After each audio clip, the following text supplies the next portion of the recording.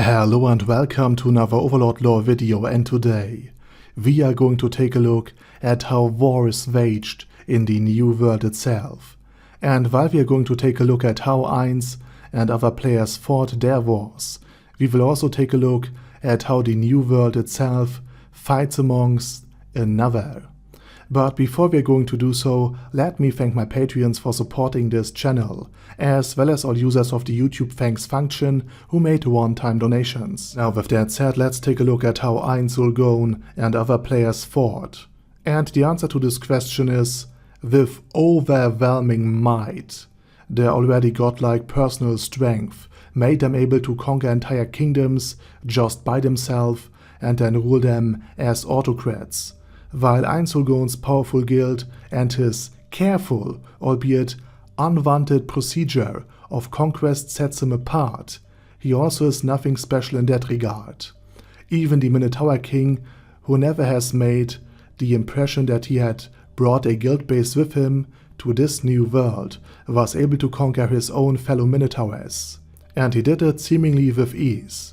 The same apparently goes for the Goblin King, who fought dragons with what I presume is not just an ordinary ashen branch, but a world item from Yggdrasil itself. And of course he won. And the only reason why the 6 great gods are not kings is because they are now seen as something even higher. And of course, the 8 great kings also used their overwhelming advantage to become the new rulers of the continent, if not indeed the entire world, after wresting it from the Dragon Lords. Now with that said, their overwhelming might makes strategies partially, if not entirely optional. You just either throw enough fodder soldiers like skeletons at the enemy until the enemy drowns in this sea of undeath you created, or you carry out highly precise strikes against the elite of a nation, only to replace them with your elite troops, and yourself of course, at the very top. And of course you can have some fun and fight armies with such ferocity that you literally split the clouded skies open with a single swing of your weapon. Faced with such power, enemies will usually die and then surrender quickly enough to put an entire nation at the mercy of a single being, at the very least until his own death. Now what happens next is that almost always the situation of the thus formed state is okay, if not downright an improvement, while the players have the power to destroy the nation. They, after suffering through the entire conquest that lasted for days, if not an entire week, simply won't destroy the hard-conquered land, presumably for the same reason you won't destroy the house you just inherited, by disposing of its old owners. Be it the Minotaur, the Goblin, the 8, or the Sorcerer King. The nations were thereafter almost better off as before, for a number of reasons. First and foremost, when your new leader is literally a demigod, as far as you're concerned, not only are you now protected from basically any external enemies, but you also won't dare to do something against him or his new laws, no matter how crazy they seem. If the Minotaur King now says that humans are now a taboo food and should be used as labor instead, you're not going to object.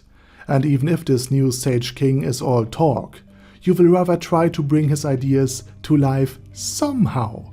If he says he wants an icebox and an air conditioner, you will make that work, maybe by using magic or forcing the humans to do the magic for you, while you will be the one that will get all the praise, while your new Minotaur Sage King claims all the credit for your invention that you made the humans think of. And if the Great King says the entire continent is now theirs, you will learn from the mistakes of others that had risen up against their rule, or be the example others learn from. And once confronted with enough heaps of ash and rubble, most species, no matter how aggressive or dim-witted, will learn. The 8 great kings exterminated many of the stronger races that just couldn't deal with the fact that now some upstarts from the other side of the continent showed up to their doorstep and demanded fealty. with the consequence that the average level of the New World fell drastically as a result of the stronger races rebelling and of their following decimation, if not outright destruction.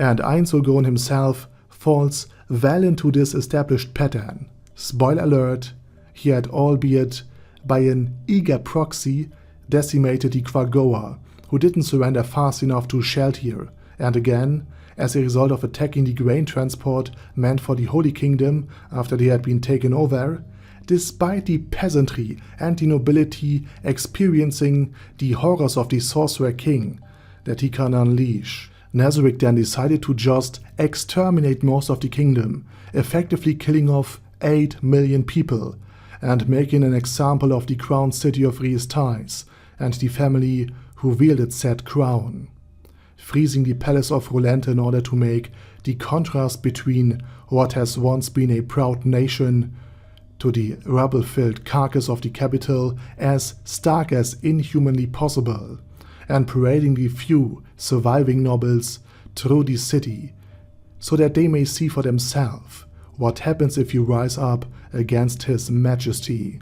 Though with Yggdrasil being primarily played by humanoid characters and avatars, and therefore with more humanoid and good NPCs reaching the New World, we could even conclude that the conquest of Ainz Ooal Gown falls more on the destructive and malevolent kind of conquest, simply because Ainz Ooal Gown's NPCs are just a little bit evil. The Greed Kings in general and the slain theocracy as far as humans are concerned had been presumably way softer in their conquest. And once the players then had eradicated any resistance to their rule internally and externally, their reign became rather peaceful, as long as they were the sole ruler. The Goblin King, the Sorcerer King, the Minotaur King, and even Surshana ruled alone. But when other players of similar power were present, it never ended well. The 2 players of the 13 heroes, as well as the 8 players that by the way also killed Surshana, will seemingly inevitably succumb to infighting in an attempt to become the sole ruler, or in the case of the 8 Greed Kings, get the only female player that came with them. And with that said, in the second part, we will take a look at how the New Worlders themselves fight among one another, for this is also a very interesting topic. But for now, this is it, and this is how players conquered the entire nation and indeed the entire continent. So, thank you very much for listening, and special thanks to Bad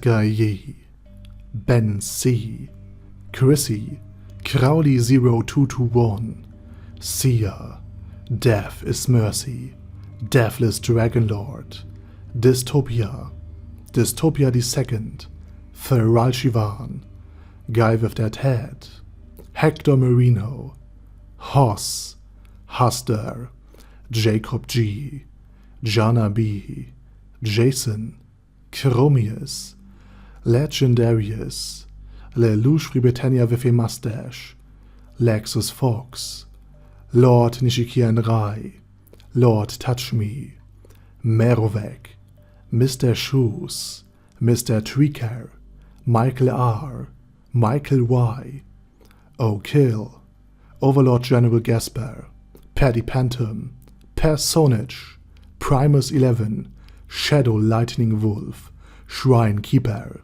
Ted, Texas Deer, The Orc Warboss, Rocket Smasher, T.E. Wang, Vash Hawkeye, Vegito 27, Venture Fanatic, Wilhelm, and Zonagon. Thanks guys. Anyway, have a nice day, and I hope to see you all again soon on my next video.